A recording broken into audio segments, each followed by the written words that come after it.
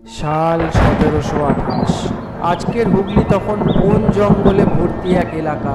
সেই সময় সেখানকার রাজা ছিলেন রাজা ভারমাল্য রাও। তার ছিল এক বিশাল বড় গোশালা। সেই গোশালায় তার প্রিয় গরুটির নাম ছিল কপিলা। যে গোয়ালাকে সেটি দেখার দায়িত্ব দিয়েছিলেন তার নাম ছিল শ্রী মুকুন্দ গোপ। একদিন হঠাৎ রাজা ভারমাল্য রাও খেয়াল করলেন তার প্রিয় গাভী কপিলা তুলনামূলক অনেক কম দুধ দিচ্ছেন।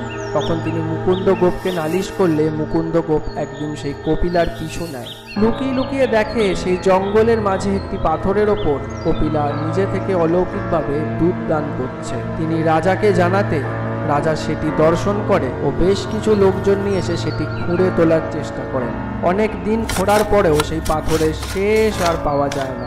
একটা পাথরের শেষ পাওয়া যাচ্ছে না, সেই চিন্তায় ভারমাল্য রাও একদিন ক্লান্ত হয়ে ঘুমিয়ে পড়েন। ঘুমের ঘোরে তিনি স্বপ্ন দেখেন তিনি একা ওই পাথরের পাশে দাঁড়িয়ে আছেন। হঠাৎ করে সেখানে আবির্ভাব হয় মহাকালের।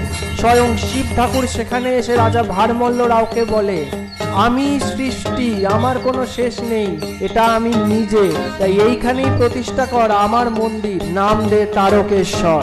শিবের সেই আদেশ পাওয়া মাত্র ভারমাল্য রাওয়ের স্বপ্ন ভাঙে। তিনি 1729 সালে তৈরি করেন বিখ্যাত তারকেশ্বর ধাম। জয় শিব শম্ভু।